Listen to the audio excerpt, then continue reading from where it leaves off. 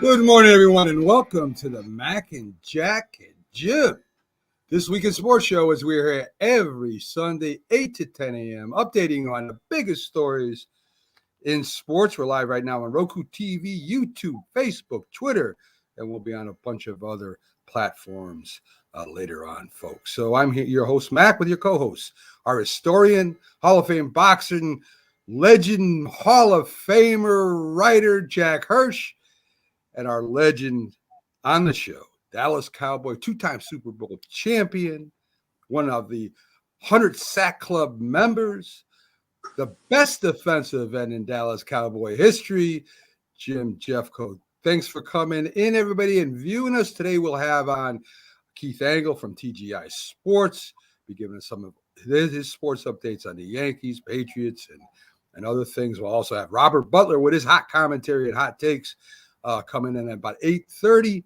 And then we'll have in the Philly sports guy himself, Jamie Paz, giving us all the Philly sports updates. Good morning, gentlemen. How you doing? Good morning. Hey, Mac. Great to have you back. Yes, it's great to be back, guys. It really is. Get back here and back on the show where I have my most fun. I do a lot of producing on my off time, but this is the most fun I have sharing stories with you guys and with the viewers and stuff like that. So let's get into it a little bit. You know, guys, something happened while we were not away, but while this week in sports, and we got to talk about one team in general, right?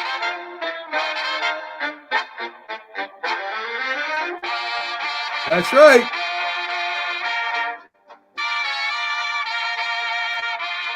The Golden State Warriors, they come in and they're back in the championship, folks. Stephen Curry, Klay Thomas. I mean, listen, this team is loaded, guys. I don't care what anybody says. Right now, they're favorites to win the championship. And, of course, we're waiting right now on the Celtics from Miami. Now, they seem to be firing all cylinders, right? Their offense is playing well. Their defense is playing well. They got a lot of players. I think their starting five offensively might be the best in the league. Defensively, there's a couple questions. But, Jim, you think it doesn't matter. It doesn't matter who wins this Eastern Conference final. They're going to beat the Warriors. I heard you say that. Yeah, because I think what happens if they can match up to Thompson and obviously Porter and Stephen Curry. I think that these teams are so good defensively, they'll give them issues. I think they're obviously the Warriors are a talented team, but I just think that the East has better defensive players because you watch them play, and it's pretty impressive to see what they do. They'll man up on you. And it's obviously going to be dependent on how the refs call the game. So what do you think, Jack? I mean, listen, Miami and the Celtics have given us one of the best finals in a long time. Each team winning on each other's court. You have, you have different players taking over the game at different times. But, man, Jimmy Butler, what he did last game, it was unbelievable. Offensively, defensively, this guy is a superstar. I don't care what anybody says. He kind of reminds me of a Philadelphia 76er who played guard for them and carried the 76ers all the way to the championship, but he's bigger and he's stronger. So what do you think, Jack? I mean, do the Miami Heat have a chance at beating the Celtics, or is it the Celtics tonight? It's a game 7, Mac. Anyone can beat anyone like for one given game. I mean, even if Jimmy Butler shows up in peak form, I kind of wonder, is it going to be enough? I also kind of wonder how important is home court advantage compared to years ago. Years ago, Miami would have been a solid favorite on their home court. But as we've seen in these playoffs, I mean, the Celtics win a key game 5 in Milwaukee, to turn things around. I mean, a key game 6 in Milwaukee to, get this series back home and beat the Bucks. And then look what happened the last 2 games. I mean, Miami wins on Boston's floor. where you think Boston's going to wrap it up. The game before that, when they're 2 games apiece, the Celtics win on Miami's court. So you kind of won the home court advantage in that. But even if Jimmy Butler shows up and he's at his best, does he really have the supporting cast? That's what you have to ask. I think Boston, between Tatum and Brown and Smart, they have those extra weapons, I think, that they could call upon that Miami, just can't quite do. I agree to you a certain extent, Jack, and you make a good point. But Lowry is the X factor to me. And the reason I say that is he's a younger version of Chris Paul. That's what he is. I mean, he's a field general. He sees things that the normal point guards don't see. And I think that gives them a little bit of an advantage here. Obviously, Tatum, Brown, and Marcus Smart are talented players, Horford, and they do have depth. It's how the refs are going to call the game that's going to be the most important thing for either team, because they're both physical teams. But Jim, a younger version of Chris Paul, who's been in the NBA for 17 years, future Hall of Famers, never went to the finals. Okay? Yeah. There's your answer for the game. Lowry's won it. Lowry's run it. He's won a championship. Lowry has, I think Lowry would be a great go-to guy. If Jimmy Butler's just having a terrible night for whatever reason, and someone has to step in and make a major impact, I agree. Kyle Lowry has the potential. Yeah. And what I was saying is basically that Lowry, his style of play is similar to Paul. Yes, Paul hasn't been in there. I'm not saying he's Chris Paul. I'm saying they play a similar style of basketball. So guys, who's made the better coaching decisions? I mean, listen, it seems to me either team that wins gets off to that fast start, right? Miami did it. Boston did it. Miami did it. Boston did it. It seems like the other team makes a comeback, and then the one that got off to the fast start has put them away. So, I mean, is that all it is? Does whoever wins this game 7, have to get up to an explosive start? Is that what it's going to take to win this? I don't think so. I mean, anything less than a reasonably close game would surprise me. You know what the X factor is that no one ever talks about? How these athletes recover on basically short rest, because you have to feel that Miami put everything out in that game 6. They never took their foot off the accelerator. Can they come back 2 days later? We've seen throughout these playoffs where one team wins a big game and then a couple of nights later, they're not the same team. You kind of wonder the fatigue factor. How come in basketball we never talk about that? I mean, a football player, if you're playing on a Sunday and then you have to play on Thanksgiving on a Thursday, it's really short rest. You're still aching. How come we never do that comparison in basketball? I don't know. That's a good point, but it's been done. A lot of basketball players play multiple games. They play back-to-back games sometimes. But they're not as effective 2 games in a row most of the time. Like a Jimmy Butler who scored 47 points Friday night. Can we really count on him to give anywhere near the same type of performance? Well, I think you can, because obviously they know the situation. But you look at I'm just using him as a reference, as Luka Doncic. I mean, he averaged over 30 points in the games. Luka doesn't play defense, though. So That's true. It's true. He's not all over the place. I guess up and down the court, walks up and down the court. I guess if you look at the really great teams, you always had that superstar, but you always had that Robin, right? You always had that second or third guy you could go to. If Larry Bird scored 40 points one game, Mikhail could come get 30 points the next game. And to me, that's going to be the big thing. Can who's going to be the second guy? And I think it's going to be Adebayo. Yeah, it could be. I mean, that's to me, that's where it remains to me. Right? If look at the Warriors, if Curry doesn't do it, there's Thompson, right? And if he don't do it, there's another guy there too. I mean, they got maybe 3 great ones. But here's the thing that you just said that about Luka, but Curry doesn't play defense or Klay Thompson. They don't play defense. I disagree. I do too. I think they. No, I disagree with that, Jim. No, they play defense. I mean, they're not the greatest defenders, but they try to isolate them all the time. And you hear the announcers even say they're trying to isolate Curry or Thompson on defense.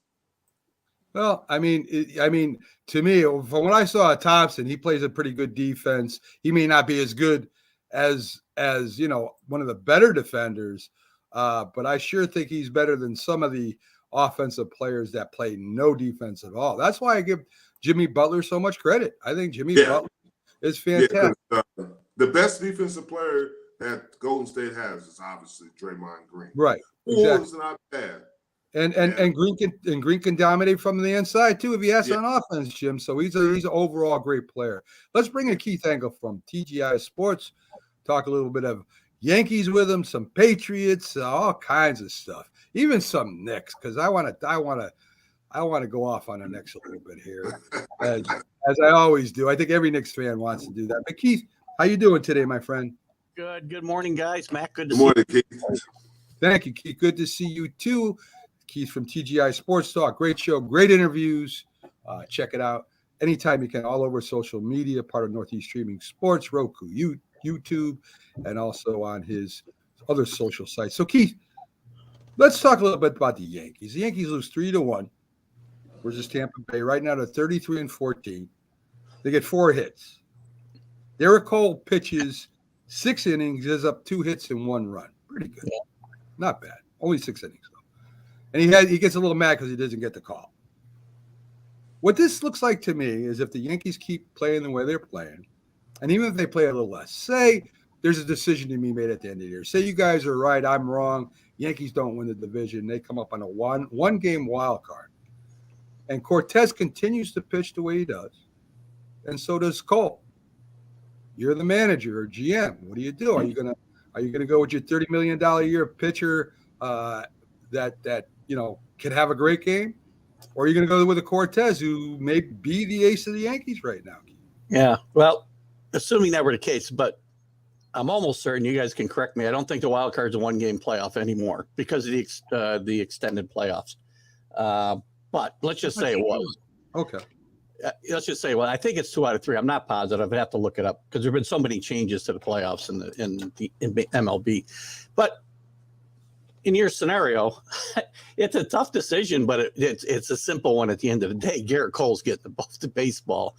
Even though Cortez has been a better pitcher, for the better part of a year now, I think Cole will get the nod. And he's pitched. He hasn't been not a whole year, Keith. I mean, Cole came up runner up for the Cy Young Award. I said so not for that. The better part of a year. This year. I mean, that's about it. Not going back into last year. Oh my gosh, the second half of the year, Cortez was a better pitcher. Listen, I'm a big Garrett Cole fan. Okay, maybe you have a point there. Now that I think of it, what you're saying, yeah. Well, Keith agreed with you. He said he go. I give you that one, Keith. You got me on that one. Well, I kind of disagree with you. So, okay, let's change the scenario. First game, you got to get it. Who do you start? To me, you go with your best pitcher. I don't care what you pay the other guy. I mean, if you want to jump out 1-0, or if it's the final game, why would I be going with Cole and his stats stay basically the same and Cortez's better stats? Have we watched Garrett Cole pitch in big games before? Yup. And what's happened? He pitched great with Houston and when he was there in the postseason. With the Yankees, we know he had his troubles the end of last season.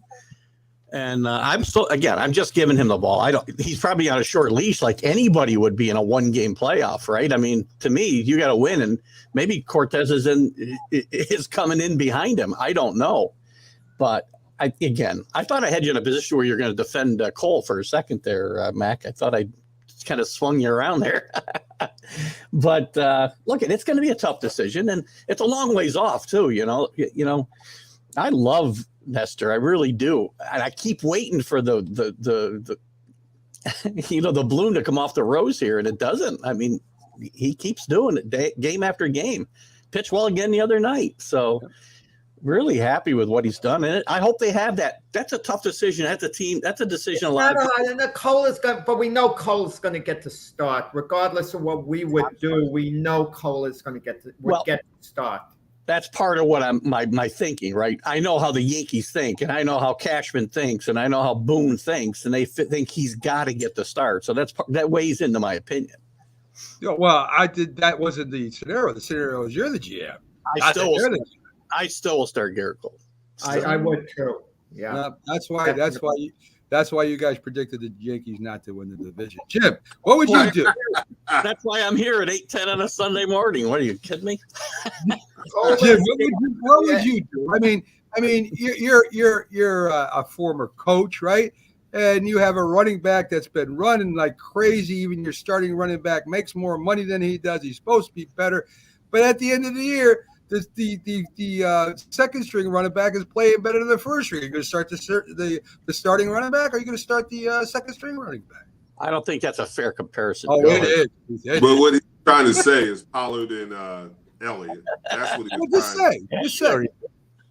And that's what it is. But it's a lot of things backdoor there. They pay Pollard, obviously, a good salary, but they pay Elliott a great salary. So the lease is a little longer with Elliott. Trust me. Yeah. And that's just the finances, and that's just the way it is. Doesn't I think finance this will probably be the last year for Elliott. I don't agree with it. Is it winning playoffs to go to championship? Doesn't it have something to do with finances too, guys? Absolutely. Yeah. Let me tell you, Mac, it has a long-ranging effect. I just picked up a book. I was in the dollar store a couple of months ago, okay? There's a book on David Ortiz. No, I'll get to the point I'm getting at. I get the book in the dollar on David Ortiz. Let me get my point. But David Ortiz was upset. At one point, Terry Francona pinch hit for him only one time. And he never forgave Terry Francona for that. I mean, there's a long-ranging effect. If there's a playoff game, you don't start Cole. You have him. What you have him for? Like 6 years after this one. That's a good it's point. A long-ranging effect if you don't start him in a big spot, especially when he's pitching well. You maybe never recover from that. Here we go. But it's happening with Barkley. It's happening with your team. With Barkley, he is playing, and they're going to give him every opportunity to succeed. Right. Here we go. What they pay him. Let's not hurt. Jim. Let's not hurt their feelings, Jim. I love this. This is great. We don't want to hurt his feelings. I mean, come on. No, I'm hurt my feelings. No, I'm talking about. Do you hear these two? Can you imagine? Can you imagine Jimmy Johnson worried about hurting your feelings? Can you imagine that? It was a different time. Oh my God! Jeez. Just the reality. God, I don't know what the hell. These players are not the same players in any. Oh, I know. I'm tired of hearing it. We got to stop treating them like the old times. Maybe they'll start acting that way. The Patriots, Keith. Patriots. Real quick, you miss a big point there. That I miss a lot. You got to go to a dollar store to find a book about David Ortiz. I think. No, I wasn't looking. It just came across it. Don't overstimulate me, please. The Patriots that do not let. That's a little crazy. They don't let their tight end coach Nick Caley. They don't let him talk to the Las Vegas Raiders. Now, the Patriots have lost, let me see if I got this right, Carmen Bastila DeGra, Mark Lombardi, and GM Dan Ziegler to the Raiders. But listen, this is where they're putting their foot down. They're not going to let the tight end coach talk to the Raiders. I mean, I love this. Is great. Now, I understand, right? I mean, listen, Belichick's probably tired of McDaniel stealing his whole coaching staff here and everything. So they finally said, hey, you can have all these other guys, but the tight end coach, no, that's not happening. Yeah, well, who knows? They may have tried to stop some of the other ones because if it's a lateral move, they can deny, I think, the interview. If it's an upward mobility move, then they can't say no. So I don't know what the situations were of all those other situations. Right. I do think some of them were they were upward moves. So they may want to try some of those, but it is kind of look funny, right? That we let 5 guys go and this is the guy we got to keep. We're drawing the line here, Keith. This was a good lead. Actually, the lead in the Garrett Cole thing, you could tie into the Raiders situation in the sense because they tried out Colin Kaepernick, and let's say they do put him on the team. Derek Carr is the solid starter. He just got the big contract, a ton of guaranteed money. You can't replace him with anyone. But getting back with Keith's point, the Patriots, Jason Stidham went there as the backup to the Raiders. That is true. Where's there space for Colin Kaepernick outside of being a third-string quarterback? Listen, we will get to Colin Kaepernick in a little bit, Jack. I've got a lot of things to say about that. We got to talk about last night's fight. But we'll talk about that later. You think you were setting up my format for me? But Keith is not here to talk about the Raiders, Jack. He's not here. That's not who he covers, so we're not going to talk about the Raiders. Watch my vlog about. Well, there's the link. Josh McDaniels is the head coach now, so Keith is authority on the Raiders. Keith did have a vlog, if you guys are interested, about Colin Kaepernick. That's up on Roku too on our VOD. So check it out. It's a good vlog. So let's get to the Knicks. Now it seems to me, and I know Jack will probably agree with me. I'm not sure if Jim is a Knicks fan or not. He probably said the heck with the Knicks a long time ago. Probably smart, but the Knicks always do this. It seems like since I've been a Knicks fan, since the time began, I became a Knicks fan. What they do is they find their way to get under the salary cap, and they got all this extra money. And instead of waiting for a great free agent to come available, as the rumors are, they're interested in Brunson from the Mavericks. Well, of course, they can't pay Brunson what the Mavericks can pay Brunson. Yeah, because Max gets the max. They can't pay that. Right. And neither can any other. They would have to do all kinds of crazy stuff to get Brunson. But it seems to me that the Knicks always have all this cap room and then end up spending it on a Walker and a Fournier. They can't hold on to the money. They get all nervous. And like it burns a hole in their pocket. Like, well, we have $70 million under the cap. We can go out there, we can get a great free agent. But then they end up spending it on guys that are either too old or been injured or have no defense or no. Keith, when is this madness going to stop? I think I got contracts coming up. I mean, when is the GM and the owner over there going to get it together and say, listen, once we get $70 million or $75 million on the cap, we're not going to spend it on anybody? Well, maybe this will stop when James Dolan sells the team. I'll start there. But remember, part of the reason they haven't been able to get top free agents is because they won't come to New York. When Carmelo was here and they tried to bring in LeBron and they tried to bring in Chris Paul and they tried to bring in this one and that one, they can't get them either because they won't come here or they want a whole lot more money or they can get it elsewhere. And I don't think they've wanted to come to this mismanaged organization over the last 20 years. And that's part of the problem. But let me throw this at you. If the Brooklyn Nets didn't exist, Kevin Durant and Kyrie Irving would be Knicks at the present time because now there's a New York option. And for young people, Brooklyn is the in place to be. The Barclays Center, the whole image of Brooklyn, as opposed to the old time thinking of Madison Square Garden. I'm not sure about that. I don't know if I agree with that. I don't know if I agree with that either. I don't know if I agree with that. I think Nick Keith has a heck of a point with the culture here. Yeah. And listen, I mean, you've got some young players on the Knicks. They had some last year that maybe a free agent would have came, a good free agent would have came, but then they go ahead and they sign Walker and they sign Fournier and they sign whoever else, which makes no sense. Why are you signing guys that are good? Why not get that great player to come and lead that young team? And that's what they do all the time, and that's what drives me crazy, Keith. I think they try, though. I really do think they try, Mac, and the guys just won't come here because of what you said, the culture, and they know that Dolan's got his fingers into everything. And I just think I don't think it Dolan. I don't think the players are thinking, oh, Dolan really doesn't interfere that much with the look at the guys in front of you years ago. But Look at the guys he's brought in here to run the organization. Before now, right? Or Yeah. even now, if you want to look at now, Isaiah Thomas and Phil Jackson and guys who should not have been in the upstairs running this organization and making all the day-to-day decisions. And guys see that type of thing, and they aren't going to come They here. left a while ago.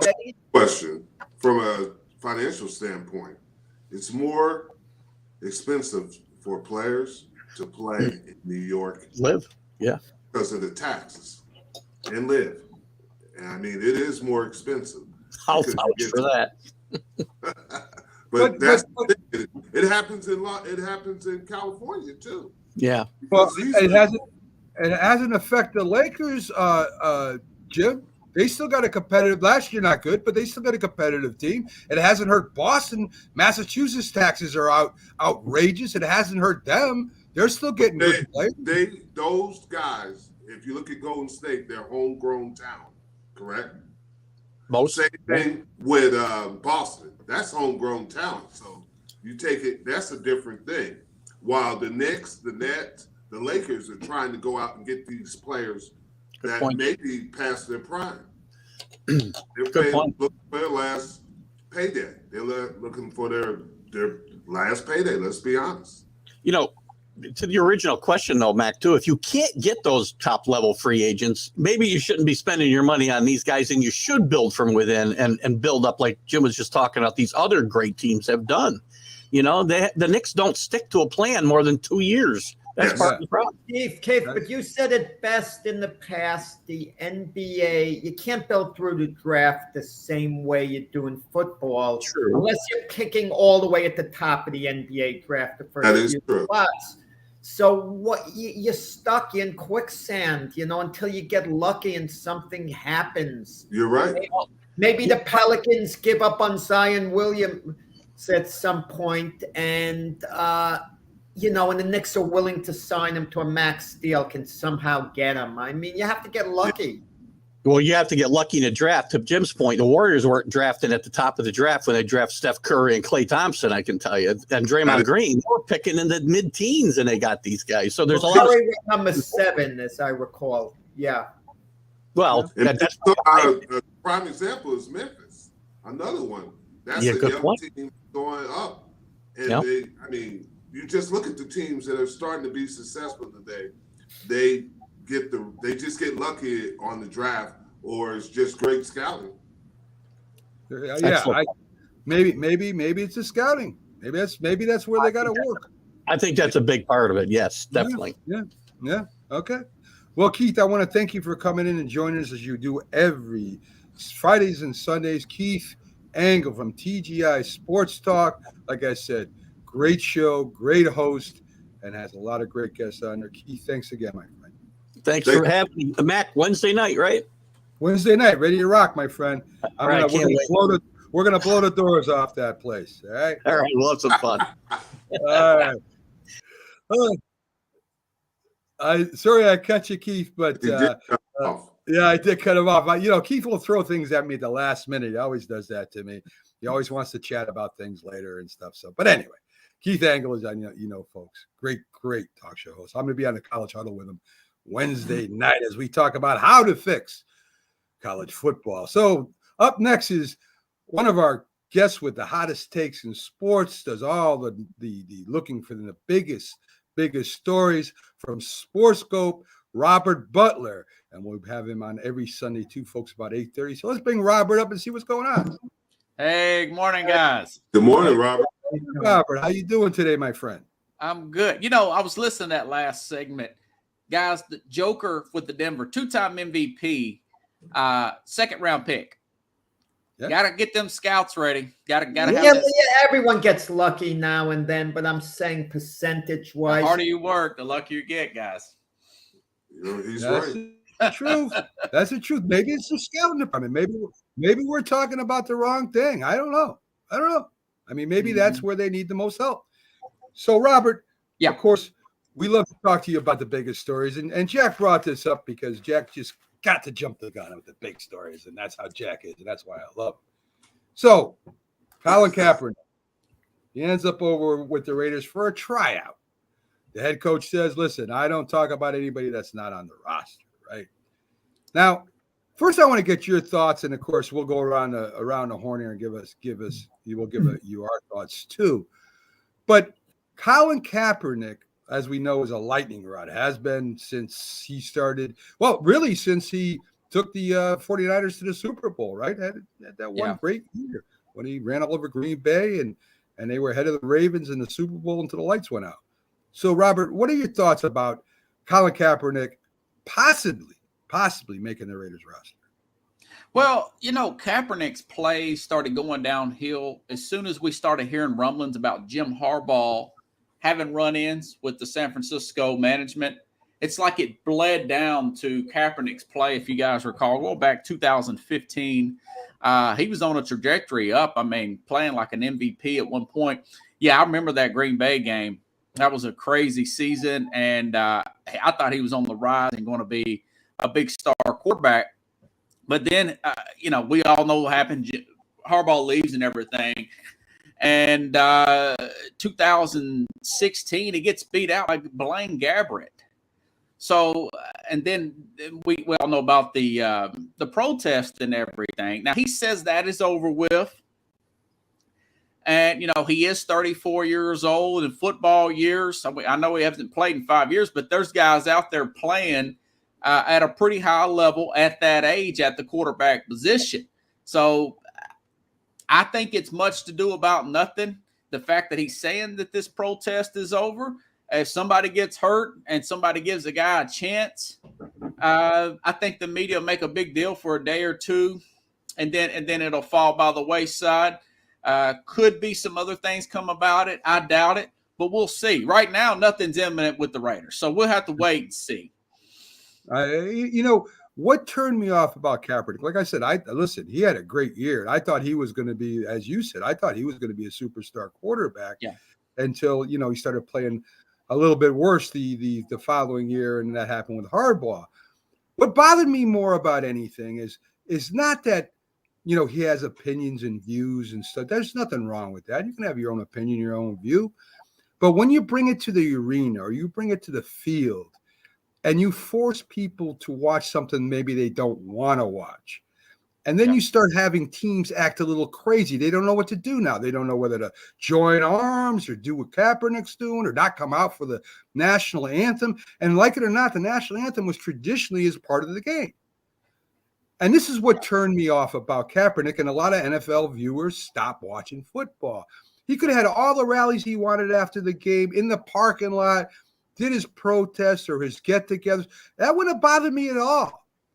The same thing happened with the NBA. When they started going socialist, people stopped watching, and the NBA commissioner said, whoa, we're going to stop this. That's what bothered me. I don't care what his views are. More power to him. I want to, when I'm a consumer of something and I tune in something, I don't want to be forced to watch something I don't want to watch when I tune in to watch what I want to watch, right? So that's what turned me off about the whole thing. And that's why I had a problem with Colin Kaepernick. Your job is your job. Whatever you feel outside whatever your feelings are, great, man. You got plenty of ways to do that after you get done playing sports. And that's why I had a big problem with it. And Jim, you played the game. I mean, Well, I don't have a problem. I'm going to tell you why. And I think that this was two people, the former president of the United States and the media, and they exploded this because there's always issues. The Tim Tebow issue with praying, if you remember. Right. Now we got, I think it's, correct me if I'm wrong, Terry Francona. He said he's not coming out for the national anthem. Gabe Kaplan. Gabe Kaplan, excuse me. The Giants. For the Giants. And he said he's not coming out, but they're not exploding this. The media can take something and run. And this president took this and ran with it. It's a good point. And I just believe this. And the Kaepernick, unfortunately, he got this because there's players that have done this for years. There were players, nobody's ever said anything, but there were players that have done this. And he just became a media lightning rod. Listen, Jim, even, and I don't necessarily agree. And I don't think it was what he meant it to be. Because maybe not. And he also had shoes on that defamed policemen and stuff. I mean, he did more than just that. So Muhammad Ali was a Muslim, and during the fight, he didn't wear Muslim flags, and he didn't do that. He was outspoken for the Muslims, but he was fighting as an American. So a lot of players, Bill Russell. I mean, there's tons you could name outside the court took action, and I'm all for that. It's just when it comes into the arena and somebody forces me watch something that I might not want to watch. If I want to watch a socialist program or a political program, I'll tune that in. And that's all I'm saying, Jim. And I don't care what the president did. Well, see, the problem you have with, and I can't argue with your views, but my views is this just like that lady who told LeBron James to shut up and dribble? That's not right. You have to have a point of view. And I agree. Guys, things that are said I might not agree with, but I have to respect just on the show. I don't disagree with you, Jim. All I'm saying is there's a time and place for that. And I think where is the time and place? When you're not playing the game, when you're playing a sport. Because that's what I'm watching. No, Mac. Go ahead. I think it depends on the athlete. If it was Patrick Mahomes who would be taking the knees, the Chiefs would never cut him. The Chiefs would put a spin on it. Well, Patrick's entitled to his opinion, this and that. And the fan base wouldn't leave the Kansas City Chiefs because he's a superstar type athlete. But now you talk about Colin Kaepernick over the years. Now, he wasn't blackballed. Blackballed means the owners get together and it's collusion. They didn't want the headache it would cause. And even now at Oakland, the players are being asked, the organization, Kaepernick, for a guy who at best is going to be a backup quarterback.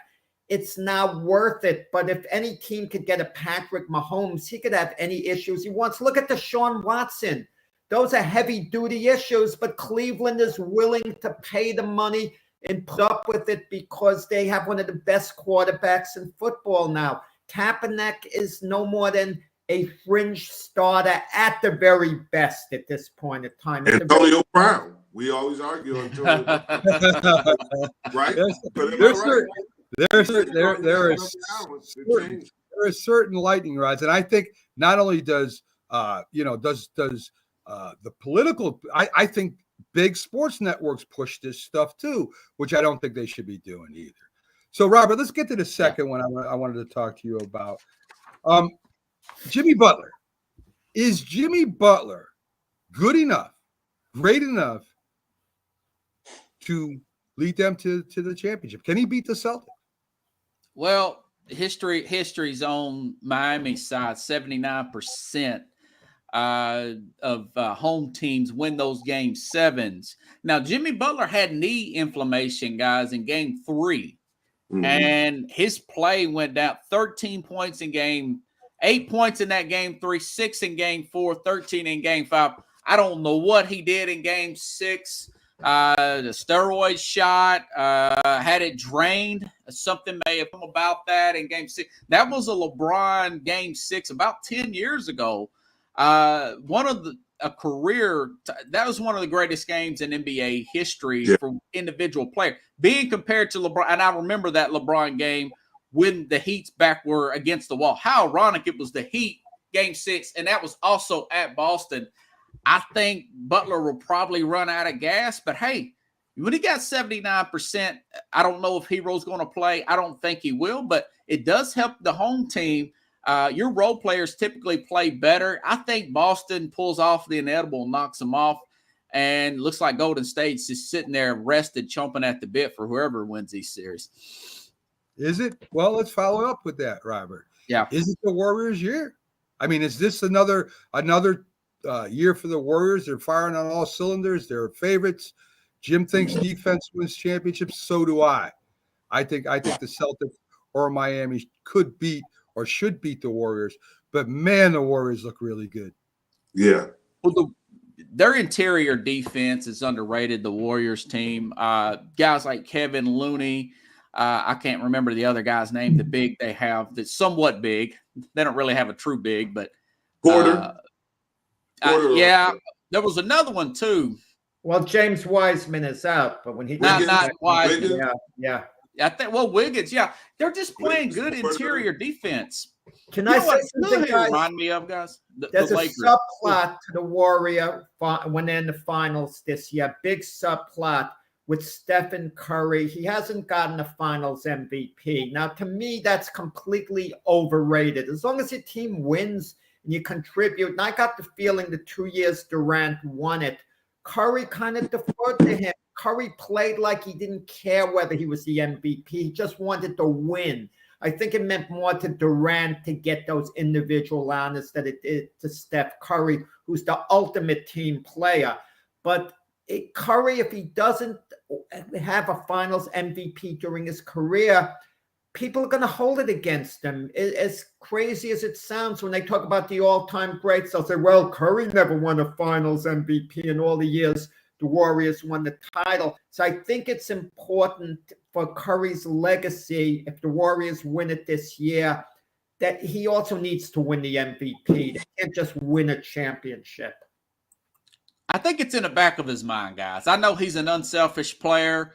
It's kind of like Walter Payton getting that touchdown in the Super Bowl against the Patriots, even though they're winning 100 to, was it 47 or something points. I do believe that is in the back of his mind because a lot of people like myself, I see flaws in his game. He's not a great defender. Wait, they said he was a great defender. No, he's not Curry, a bad defender. Go ahead, Jim. He's probably the biggest liability defensively, Jim, of the team. I agree. Curry. As much as I like the guy. So Pickles. Pickles is right. Yeah, Jordan Poole's the other guy. They remind Jordan me Poole. of that Laker team. It's hard to get a good shot against this Warriors team. Their defense has been overlooked because they shoot the three ball so well. Their passing ability, team IQ. I will say one thing, though. This Miami team and this Boston team, they do have youth on their side because of the big three. All these guys are in their mid-30s. Yes. As far as the core is concerned for Golden State. It's going to be an interesting final. I don't think it's going to be a sweep or anything. Listen, Golden State's doing a tremendous job bringing in young players, though. I mean, you think about they got their 3 or 4 guys, but man, I mean, that is one smart organization. That's it is. That's scouting. That's what we found earlier. But also, you got to look at too is that can they keep those players because of that core?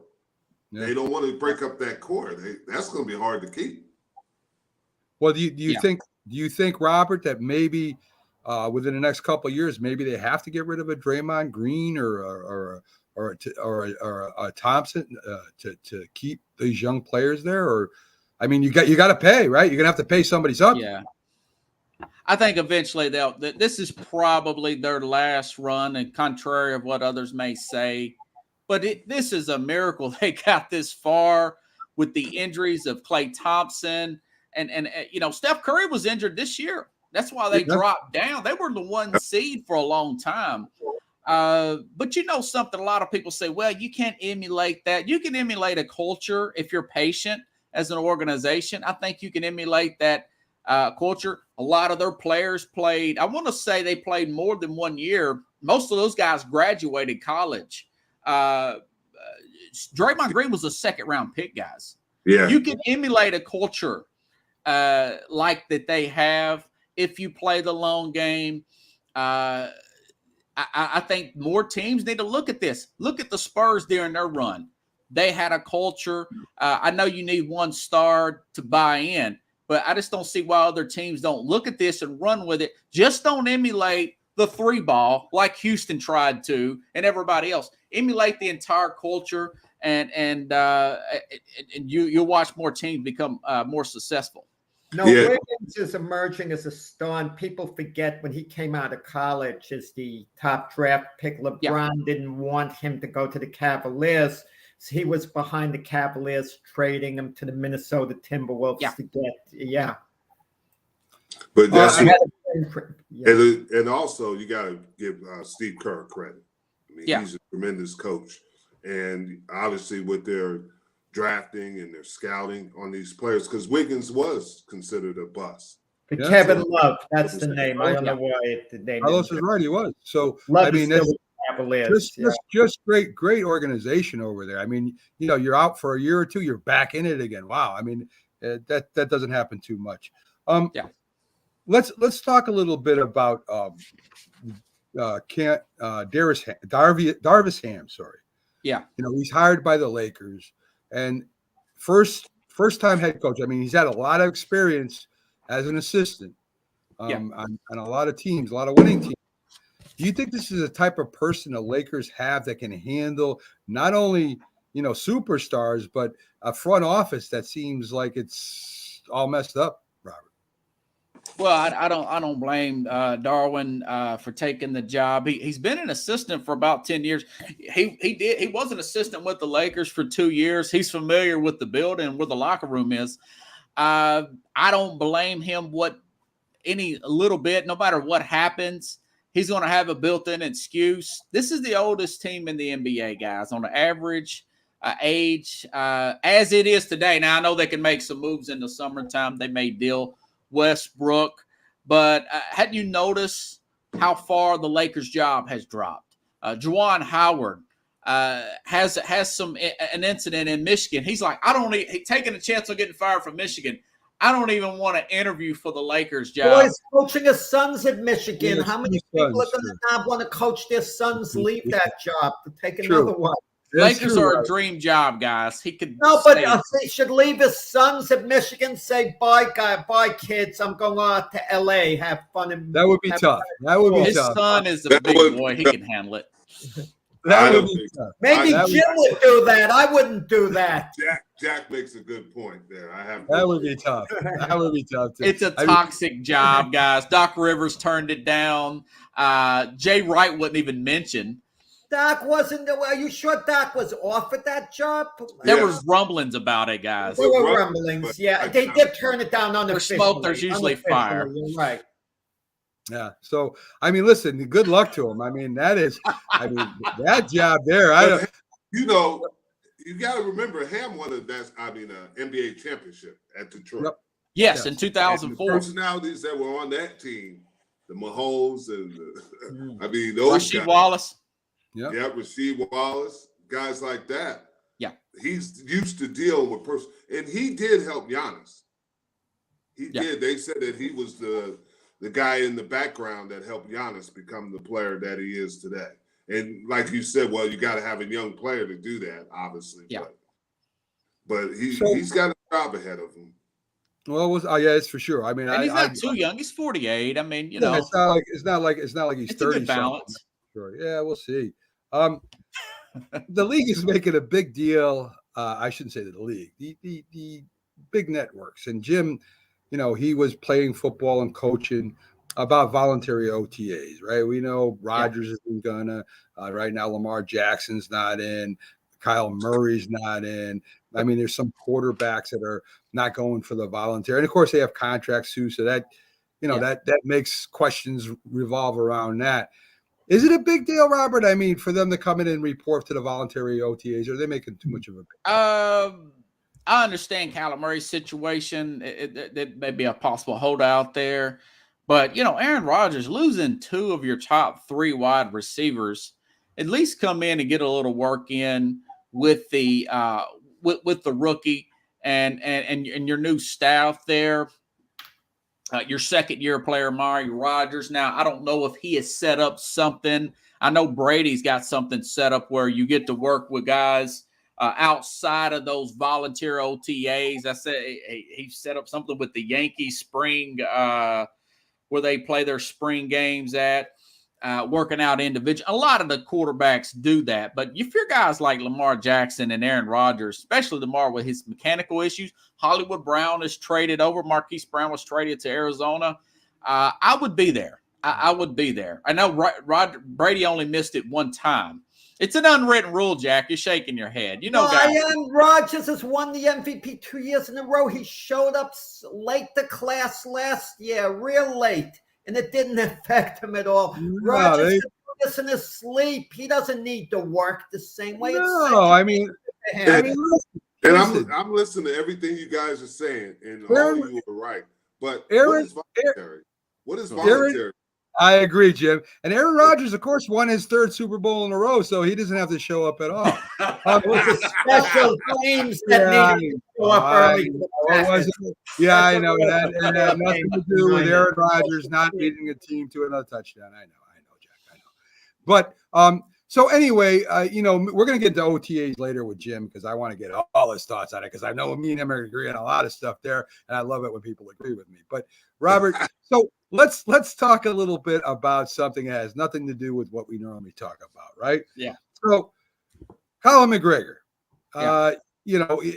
probably the most popular. I could say and argue this that he's one of the most popular athletes in the world. I mean, you say Colin McGregor, everybody knows who he is, right?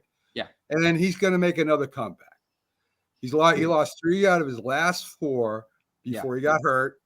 And he thinks he's going to be, ready to rock again. Is Colin I shouldn't say should he? Is Colin McGregor all done? Are we done hearing about Colin McGregor, Robert? Is this it? Check this out, guys. Colin McGregor made $52 million in purse money last year. He won 1, he lost 1. $30 million in the win in that purse. Floyd Mayweather once said the MMA fighters, that $100,000 they make, he said that's sneaker money, okay? That is sneaker money. So that tells you how far MMA has came over the past 10, 12 years where you're making $100,000 to your top. Now, some of your lower end guys are still making 20, 30,000, much, much lower. But you're Conor McGregor. You got to be guys like Dana White. They are really excited to see this guy get his butt kicked because he runs his mouth a lot and he's a showboat. People like to see him get beat, I think. So he's good for entertainment purposes, if you ask me. It was interesting, guys. You mentioned Floyd Mayweather's name quickly. Last night, there was a big show at the Barclays Center. I was there ringside. It was the first time the Barclays Center ever sold out. And Floyd Mayweather's group, Mayweather Promotions, promoted it. And their fighter, Gervonta Davis, that was his last fight under contract to Mayweather's company. Floyd wasn't in attendance. I mean, his people in his promotional group were there working. But where was Floyd? You'd think he'd want to hold on to Davis bad enough, who's been with Floyd for his whole career. But now Davis says he might want to look elsewhere. It was very revealing, Floyd Mayweather not even being there. There might be some things in the background, and you would know better than I do. But So some stuff is going on. Maybe somebody's offering him more money. Well, I would imagine McGregor is not as big. His promotions aren't as big as a few of the other ones anyway. Yeah. Maybe Davis feels he could get, more fights and better fights. I don't know. But anyway, Robert, I figured I'd throw that at you because we never talk about the MMA, right? I mean, once in a while. It's the $1 million walk. Yes. People like the sideshow, Yes. Yeah, exactly right. And those are guys you love to hate McGregor and Mayweather. Even though I respect Mayweather, his style now, I've grown to like him over the years. But a lot of boxing is entertainment, guys. I mean, just like sports. Well, all sports are entertainment. Yeah, it is. It's entertainment. We look forward to it. I'm going to tell you something. It might be a little controversial, this remark, but for young people, they're going along ethnic lines according to the sport.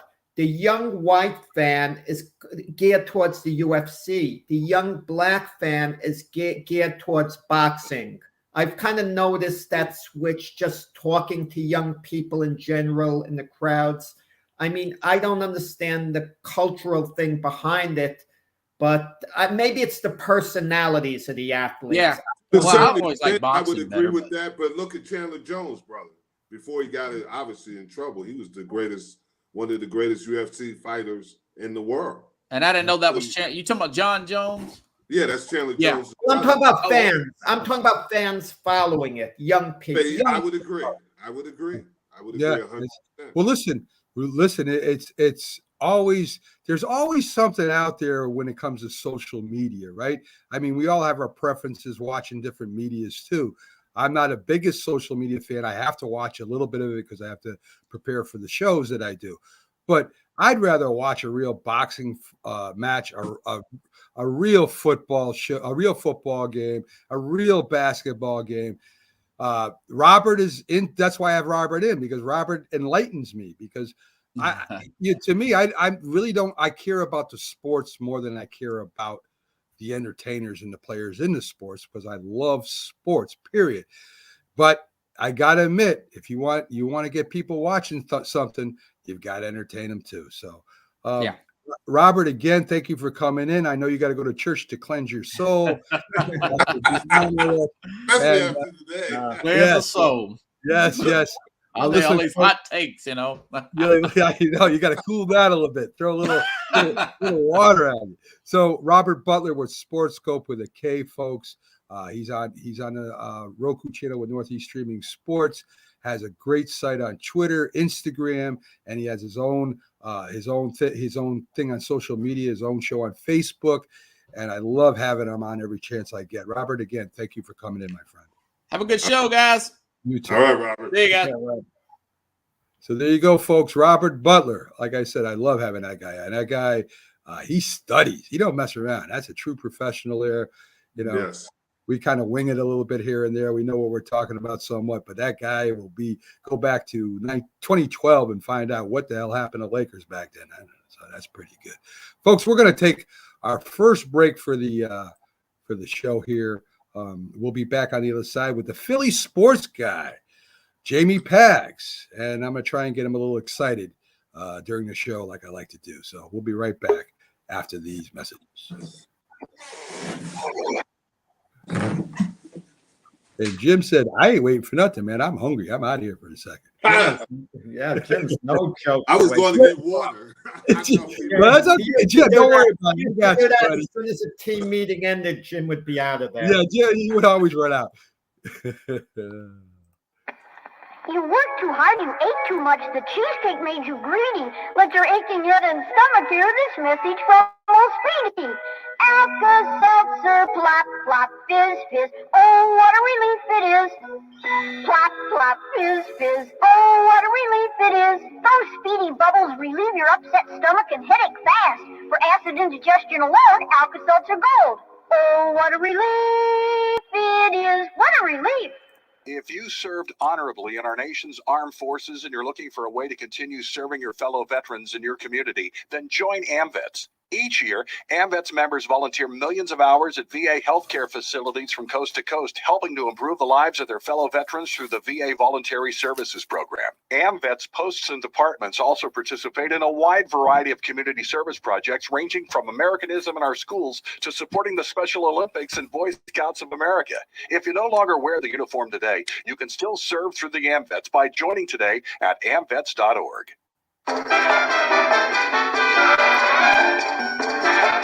I'm Chiquita Banana, and I'm here to say I am the top banana in the world today. Now you know the best bananas in the land, so don't slip up with an inferior brand. When it says Chiquita, it's a very good day to buy bananas. Hi, Grandma. What's for dinner? Hey, honey, I'm making stew tonight. Ooh, can Nina come over? I'm not sure about our new friend. I wonder if there's been any drinking going on. Alcohol at her age can lead to so many bad things. I've been meaning to ask you, what would happen if someone offered you a drink? Grandma? This is hard. She's so young, but I know I need to talk to her about it now before someone tries to give her alcohol. If anyone ever does offer you a drink, I want you to say no. I have too much respect for my family, and I don't want to get in trouble. Okay. Really? I promise, Grandma. I love you too. Okay, how about tasting this stew and telling me what you think? Some children may try alcohol as young as 9 years old. It's not too early to talk about drinking. For tips on how to begin the conversation, visit underagedrinking.samhsa.gov. That's underagedrinking.samhsa.gov. This message brought to you by SAMHSA and this station. When the job is done, this guy'll be ready to dig into something mighty good to eat. How do you handle a hungry man? The man handles One of the handlers is Campbell's Vegetable Beef. Gets a man-sized supper off to a good hot start. Good. The manhandlers will hear you every single time. Now we're getting killed. Yeah, well, Kyle's not here. How come? Kicked off the team. Didn't Tim tell you? Kyle and some other kids got caught drinking beer in the park a couple of nights ago. Really? Yeah. 0 tolerance. He's out for the season. Come on, it's the first offense, right? That we know of. But why should that matter? He knew not to drink. I've made it clear to Matt that's what we expect from him. What have you said to Tim? Nothing really. You know, a lot of kids try it at this age, so. Yeah, well, a lot of kids don't try it too. I'm not saying that Matt's going to be this perfect kid, but if I don't tell him what we expect and why he shouldn't drink, how's he going to know? You think kids that age really listen? They never admit it, Bill, but they hear more than you think. Talk. They hear you. For more information about talking with kids about underage drinking, visit underagedrinking.samhsa.gov.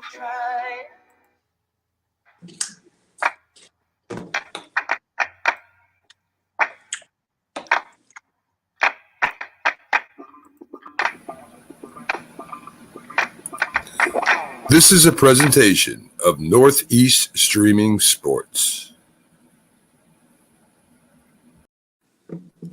Good morning. You're listening to the Mac and Jack Sports Show on Northeast Streaming Sports.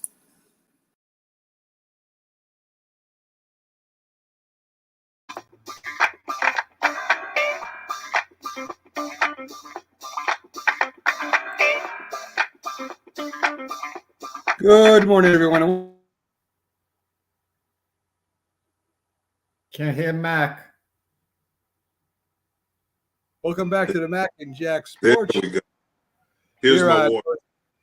You got your water, okay. So anyway, we're back here. We're here every Sunday, 8 to 10 a.m. here, the Mac, Jack, and Jim.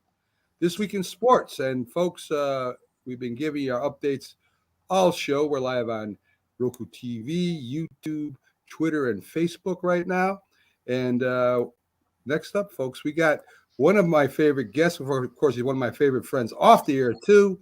The Philly sports guy himself, Jamie Pags. So, folks, let's bring up Jamie Pags, the Philly sports guy, and see what he's got to say about some Philly sports and some other things I want to talk to him about. Good morning, Pag. Good morning. Good morning, guys. How are you? Good. How you doing, Pag? Say again? I said, how are you doing? I'd be a lot better if the Phillies could score some runs and actually play a little bit better. And just, it was, I got back from New York late last night.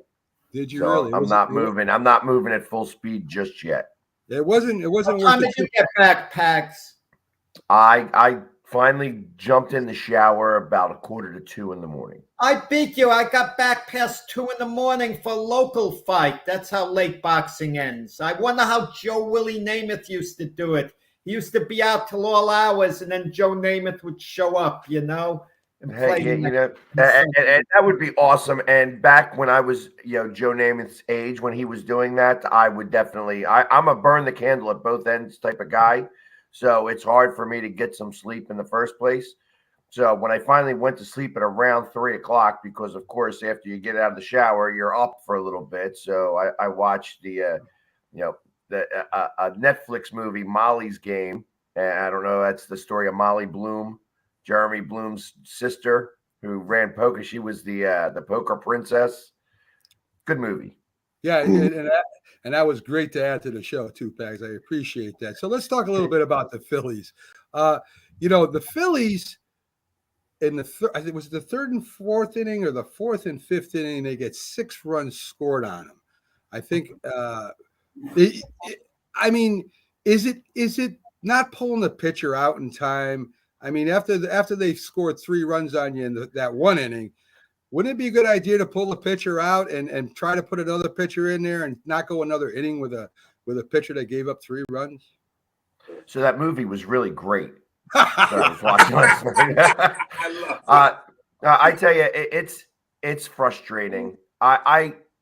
Once they scored the 3 runs, they actually took the lead. you know, in the top of the fourth, scoring 2 runs. And they had the potential of scoring more, and they didn't do it. And all right, okay, you get it, whatever, you know, but you got the lead, and then they give up 3 runs. I don't think that he needed to pull him. He still was on a low pitch count. Scoring 3 runs in the following inning was like, all right, I guess he just doesn't care anymore. You know what I mean? That he's just going to leave him out there and not work the relievers because he already knows what the bullpen's like. I mean, I'm trying to read into, you know, what is going through his head at this point. Well, you mentioned low pitch counts.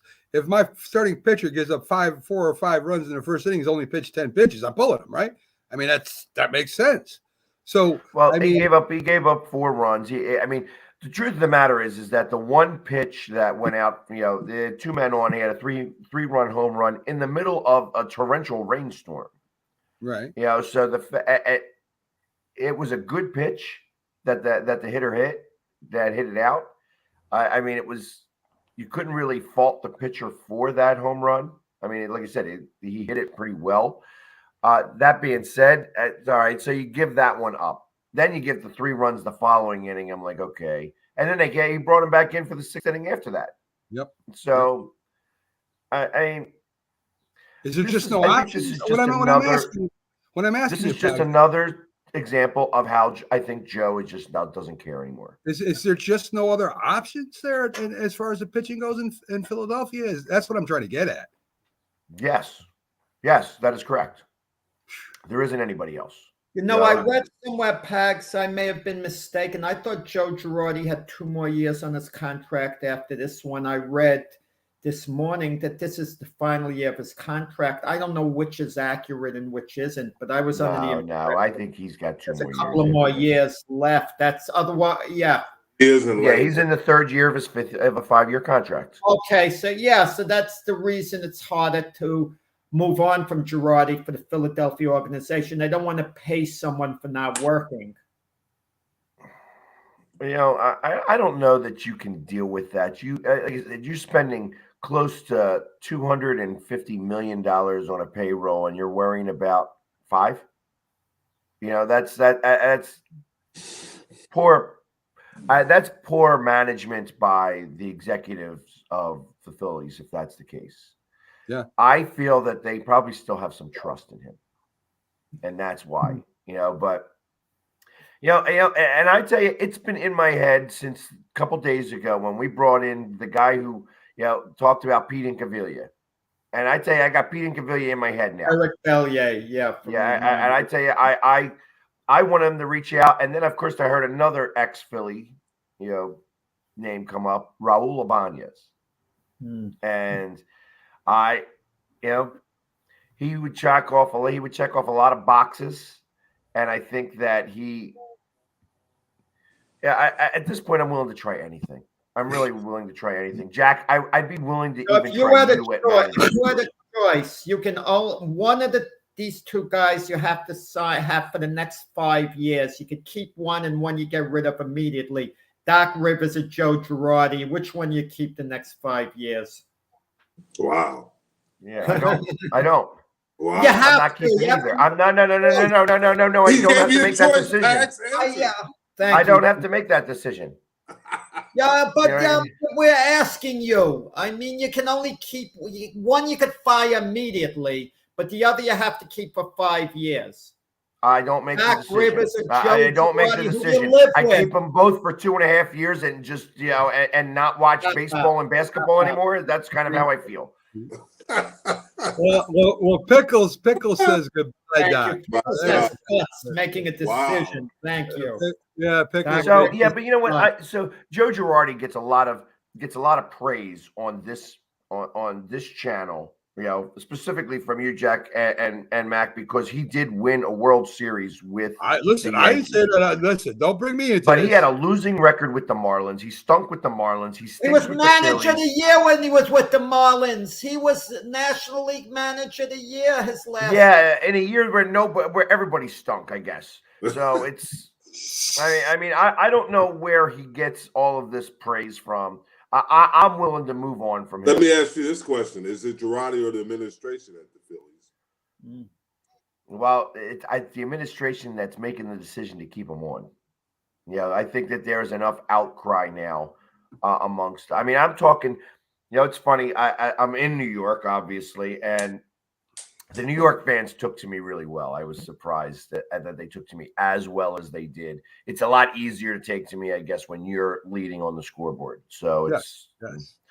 But I happened to run into a Phillies fan from Connecticut, and he was saying that he doesn't understand why Joe is still here. What is it all a money thing?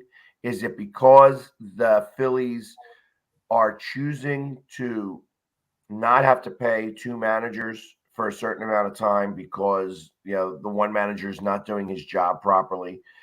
You could tell that he is just not interested, and the team is starting to take on that emotion that they just aren't interested, and it's frustrating. It's beyond frustrating. I mean, just that game yesterday, there was no fight in this team whatsoever.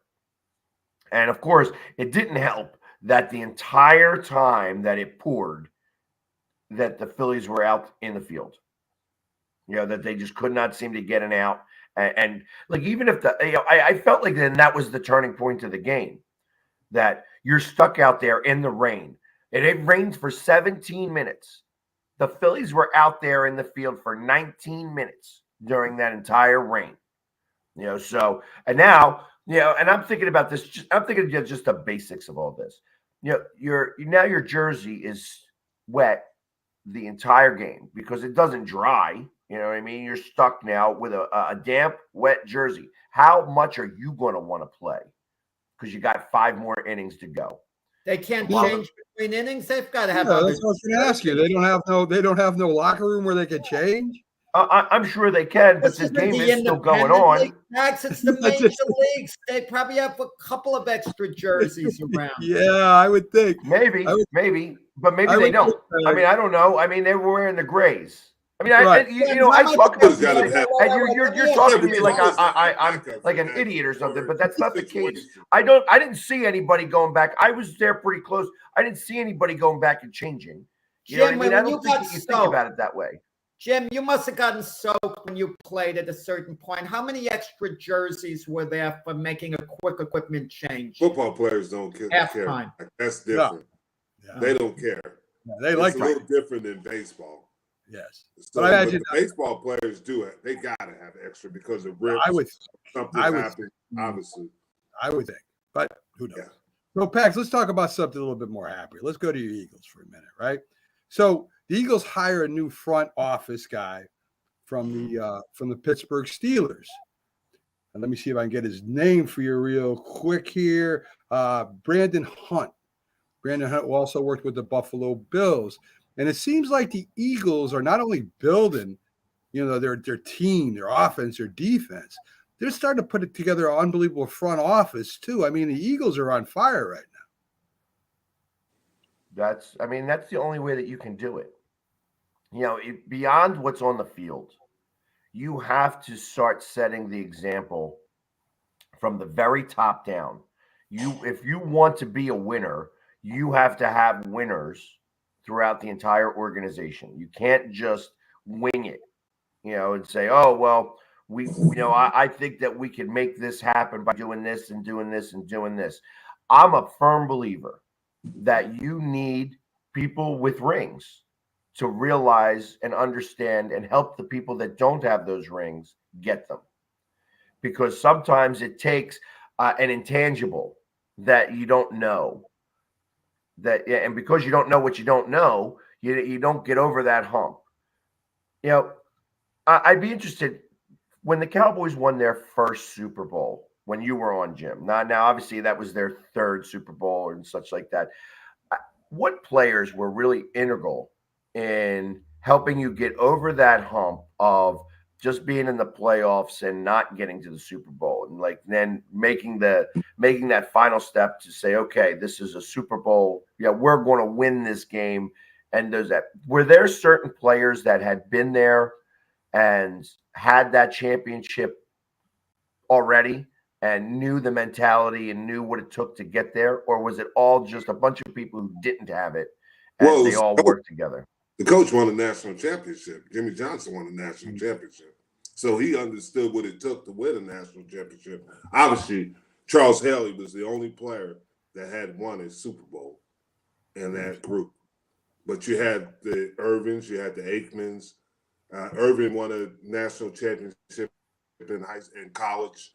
Aikman obviously didn't at UCLA or Emmitt Smith. But it's the coach.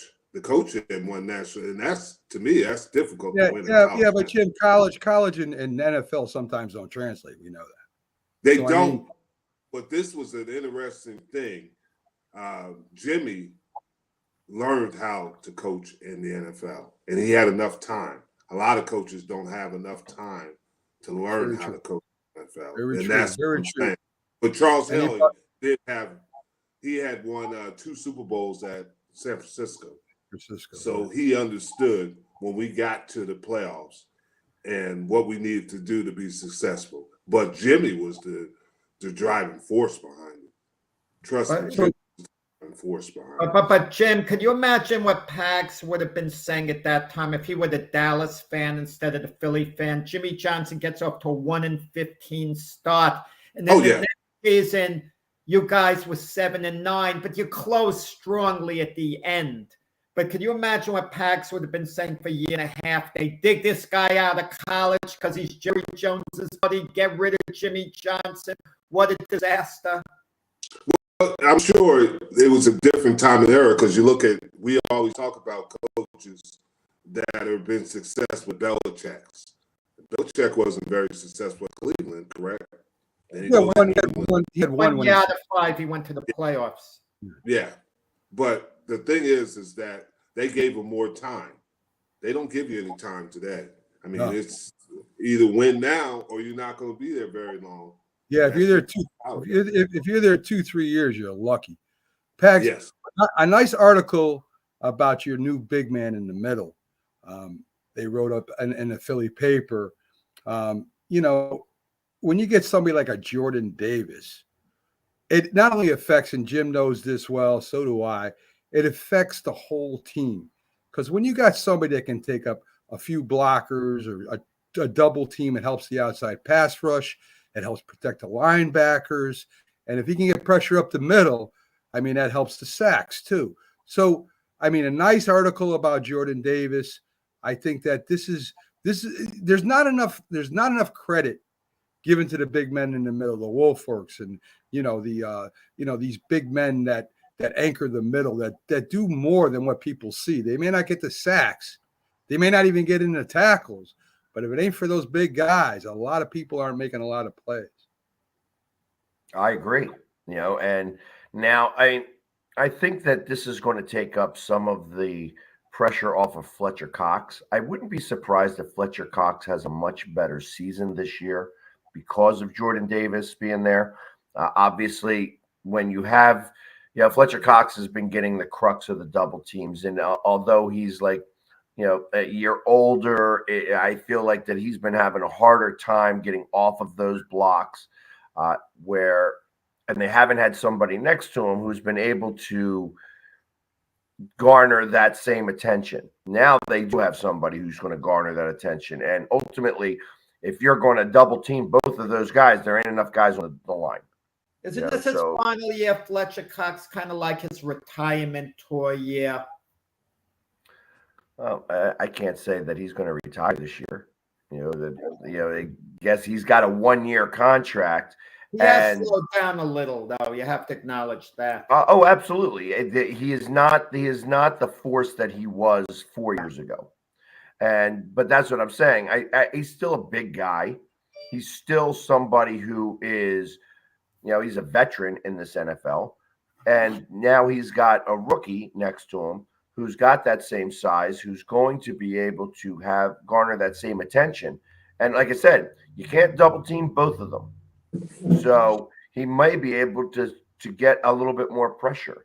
He may be able to actually start to do things and look a little bit more like Fletcher Cox of old. Now, can I guarantee that? No, because he's got to do it on the field. But obviously, if you have 3 guys specifically trying to handle those 2 guys, I mean, the weight that you have behind you, I mean, you're talking about 900 pounds to 700 pounds. That's fairly close, and it's 3 against 2. I still would take the 2. And I think that our defense is going to get a tremendous amount more sacks because of it. The running defense has always been pretty good with the Eagles. So I feel like that just is going to improve slightly. But I feel that they are going to get more sacks this year because they just have not been getting any pressure on the quarterback. And I feel that it all starts there. Get pressure on the quarterback. That means the quarterback's got to make faster decisions. That means you're going to get more interceptions. And I feel that now that they've got their cornerbacks kind of set now with Slay and Bradbury, that taking that half a second away or that second away from these quarterbacks is going to pay dividends in interceptions. And I think that that's where they went. It's still part of the 3 yards off the ball is where you win the championships, but it all has got to start there. You got to get the pressure. And once you get the pressure, the quarterbacks are eventually going to make poor decisions. Let me ask you all day back there. Let me ask you a question. What pick was Jordan Davis? He was the 15th pick. So you're telling me that this guy is the end all. What pick was Aaron Donald? He was the top 5 pick, correct? I don't know. I agree with the interior, what Max said about the interior, but you're telling me this kid ran a 4.79 at 340 pounds, and he's just going to explode in the league. And he's going to be the best player in the interior. No. I think that that's going to take the whole parameters of it. I think that it's going to change because he's next to Fletcher Cox, and when they're still going to double Cox. Trust me, this kid is going to have to do it. That is absolutely correct. He's got to play the game. He's got to play the game. He is still a rookie, and he came from a great program in Georgia, and he has talent, but he's still got to do it. He's still got to do it, and he 100%. Is not used to the NFL yet. 100%. I absolutely 100% agree. And that's where the guy behind him, Nakobe Dean, is going to also play a really big part. You would think. Now I feel for the first time, we have an actual somebody who I believe is going to be a middle linebacker here for a long time. Now, obviously, injuries aside, I mean, he was always, that's the MO on this guy is that he's hurt all the time. Didn't miss any games with Georgia and played hurt all the time, but he was hurt all the time and was the captain of that defense. And then when I met the two of them, because like I said, I did the run and I met the two of them, you could tell that Dean, even in the relationship between the two of them, and I only met them for a few seconds, that Davis looked to Dean, that you just in how to be and how to is, and I feel like that type of leadership is really important. It's just really important, and I felt that there were holes in the defense last year. That there were leadership holes in the defense last year. It's like Fletcher Cox, I think, has been the leader of this defense, and Slay came back a little bit to take some of that away. But ultimately, Fletcher Cox can only be a leader. He can only be vocal. He wasn't doing the things he used to do. And I feel like that you have to lead by example to a certain extent. I'm thinking and I'm hoping that Nakobe Dean becomes that leader. I'd like for him to be like Trotter was, like Urlacher was for the Bears. That's kind of what I want from my middle linebacker. Let me ask you, there hasn't been a greater leader, let's say, than a J.J. Watt when he was with the Texans at his peak. And when Clowney went to Houston, you thought, well, Clowney had all the talent in the world, the number 1 overall pick under the leadership of J.J. Watt. They were going to be a force for years to come. It didn't quite work out. Now Clowney just signed with Cleveland. And, and it's a career that's been somewhat disappointing. I mean, I think the player himself has to have that intestinal fortitude. I think a leader could just keep a guy in line, basically. But if the guy doesn't have it inside himself, no leader is going to make him much better. He'll just keep him in line.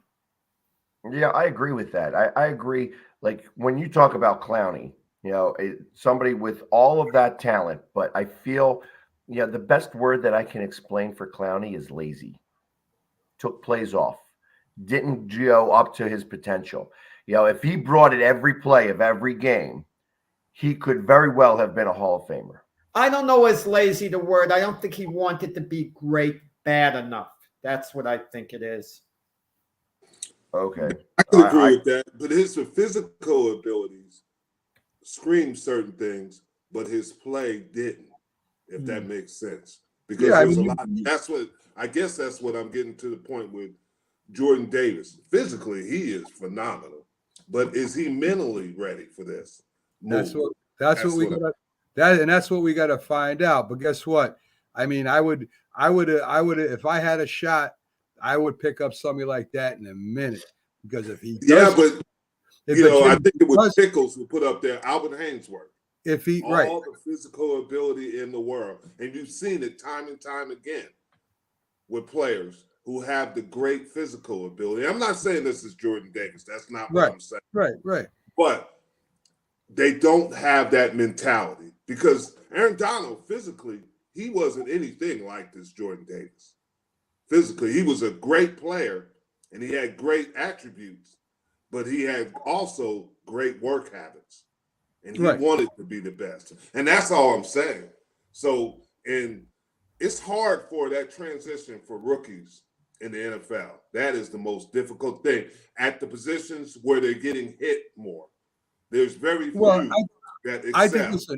I think we could all agree that football is a game of will and want, and to be the best at what you do, technique wise, study wise, and those are the players to me. Even if they're not the best physical specimens in the world, and if they are, now you got something really special. But that's what football is about, right, Jim? Exactly. You've got to beat your man or your double team with what you know and what you study. Go ahead, Jim. All I was going to say is, you look at Cooper Kupp. He might be arguably one of the best wide receivers in the NFL, but physically you wouldn't say that. If you put him in races with some of these guys, he would never win. But he knows the game. Tom Brady. We always talk about where Tom Brady was drafted at. But what does he do well? He understands the game. Yeah. Aaron Rodgers. Yeah. I mean, you just look at the top guy. Mahomes was a different guy, but still, Brady's won more Super Bowls than any team in NFL history. So you got to look at what they do and how they approach the game and how they mature. And of course that goes with what team you're on, right place, right time. There's a whole bunch of things that go. No question. So Pags is always busy. The Philly sports guys following the Philly sports teams around. He's at weddings. He's doing things off. He's setting up wrestling competitions. He's doing charity events. So look for him at his TikTok page, where he has over 100,000 followers, Instagram. He's all over the place. So follow the Philly sports guy. He's also an important part of the Northeast Streaming Sports Network.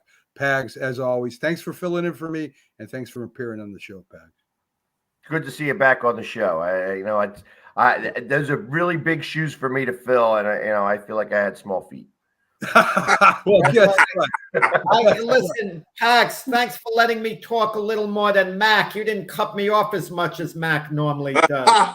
Yeah, I feel like I just didn't have that clout. The moment that I get put into a Hall of Fame, any Hall of Fame, then I'll start talking. But until that point, I'm going to let you do your thing. Until you start ragging on me about my Flyers, and then I'm more interesting than that was that Jack lets you talk without interrupting you. And I watched every show, and Jack just sat there with a smile on his face and waited till you got done. But of course, that's not what me and Jack do. Have a great day. All right, guys, have a great one. Always good seeing you, Pags. Always great seeing Pags. So Philly sports guy Pags, always a pleasure having him on. Folks, we're going to take our last break, and then me, Jack, and Jim give you our thoughts on some of the biggest stories, maybe some of the things we even already covered, because, listen, they're our guests. We run this thing. So we'll be right back after these messages. Let's see if I can hold Jim for 1 second here. Let's see, Jim, just 1 second. I'll find this, I promise. All right. I'm hold on. There you go. We'll be right back after this. Oh, Lord. I heard you want to be a frito bandito like me. You do? Then you must sing the bandito song. Let's sing together. You just follow the bouncing Fritos corn chips bag. Ay, ay, ay, ay. I am the frito bandito. Hey, I like Fritos corn chips. I love them, I do. I want Fritos corn chips. I'll get them from you. Ay, ay, ay, ay. Oh, I am the frito bandito. Give me Fritos corn chips and I'll be your friend. The frito bandito, you must not offend. Now, boys and girls, you are frito banditos too. You sing the frito bandito song, and you loco for crunchy Fritos corn chips. That's nice. Munch, munch, munchy bunchy Fritos corn chips. If you talk, and they will hear you every single time. Now we're getting killed. Yeah, well, Kyle's not here. How come? Kicked off the team. Didn't Tim tell you? Kyle and some other kids got caught drinking beer in the park a couple of nights ago. Really? Yeah. Zero tolerance. He's out for the season. Come on, it's the first offense, right? That we know of. But why should that matter? He knew not to drink. I've made it clear to Matt that's what we expect from him. What have you said to Tim? Nothing really. You know, a lot of kids try it at this age, so. Yeah, well, a lot of kids don't try it too. I'm not saying that Matt's going to be this perfect kid, but if I don't tell him what we expect and why he shouldn't drink, how's he going to know? You think kids that age really listen? They never admit it, Bill, but they hear more than you think. Talk. They hear you. For more information about talking with kids about underage drinking, visit underagedrinking.samhsa.gov. I mean, you can see right now, without LeBron, Lakers are struggling. Let me tell you about a team I hate, all right? I know the Dallas Cowboy fan is here, so I had to make sure he knew how much I hate this team. I'm ready. I've often said that the people who run baseball, they try very hard to ruin it. I'm from Brooklyn. I don't have a problem saying it to his face. Oh, I'm from Brooklyn. Hey, isn't he?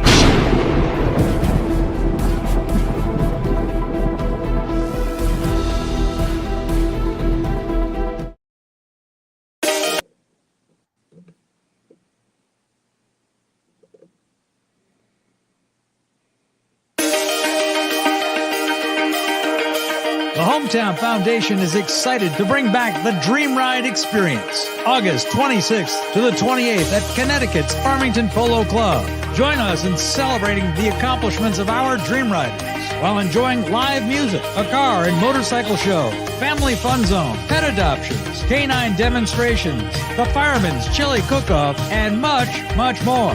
Get your tickets today.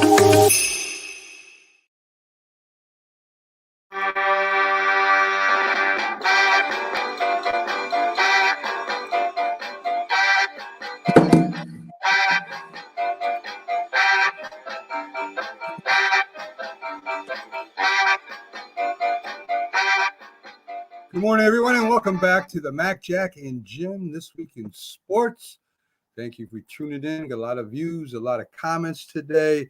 We're live on Roku TV, YouTube, Twitter, and Facebook right now. We'll be live on other platforms later on.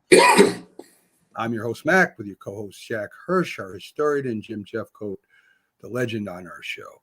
So, Now, Jim, can I just say, with the way Jim left early before, as soon as we had a little timeout, I think that, Jim, correct me if I'm wrong, there's such a paranoia. Take an NFL meeting.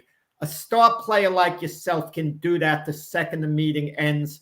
But some coaches might notice the second the meeting ends, a guy who's a fringe player, if he cuts out immediately, they got to be conscious of the way they act every second round of coaches. Am I correct? That is true. That is true. But you're going to get reprimanded if you leave the meeting early. Right. And most of the time, you wouldn't. You Well, look not at early. The second the meeting ends, coaches don't like you shooting out of there. They don't like that body language. They don't really. I don't think that's really a big deal, because you might have something to do, or you might be going out there. You might have to go to the restroom. As simple as that. So you never know why they're leaving as soon as the meeting's cutting out. And a lot of times the guys would come back. So Pickles wants to know if we're going to visit Tennessee to watch the Giants play the Titans. Well, first of all, I know Jack won't. Jack don't care if the Giants beat the Titans or not. I don't think Jim really does either anymore. He might. I mean, he might still have some heartstrings tugging for the Giants. Me, Pickles, I'm not a big traveler right now, but I plan on increasing my traveling. But hey, if you could put me up and get me a ticket, I might come out there. I mean, we'll sit together and I'll rub it in as the Giants score about 3 touchdowns in the second quarter and beat the Titans up. That would be fun. So if you're willing to do that, I might come out and see you. So, I'm messing with you, Pickles. So anyway, Jim, like I said, I love having you on the show because of listen, you were played at the highest level. You coached at one of the highest levels. In fact, the highest level, not as a head coach, but you did coach at the highest level on the Cowboys. And it's interesting to me how much football has changed, as far as voluntary OTAs. I want to get back to that. And back then, they called them voluntary OTAs also, but it really wasn't a voluntary OTA. I would imagine the coaches expected you to be there to work out with the team. And there's a story, your co-host Byron Williams, Jim and Byron have a show called J&B Talking Shop Wednesday nights on YouTube and Roku, where they talk about the NFL from a player's point of view a lot. They have a lot of fun. But Byron came on one time and he said he thought, he played in the championship year when they played the Bears, but the Super Bowl year, he was the last person cut. In that year, he decided not to go up and work out with Phil Simms. Bill Parcells called him and asked him what he was doing. He said, well, I'm doing my own little private workout down here. I think he was working out with another receiver, if I'm not mistaken. And Byron still thinks that this day, that's one of the reasons he was cut. So is there validity to that first, Jim? I think, and this is to Jack's point he just made, is certain players are treated certain ways.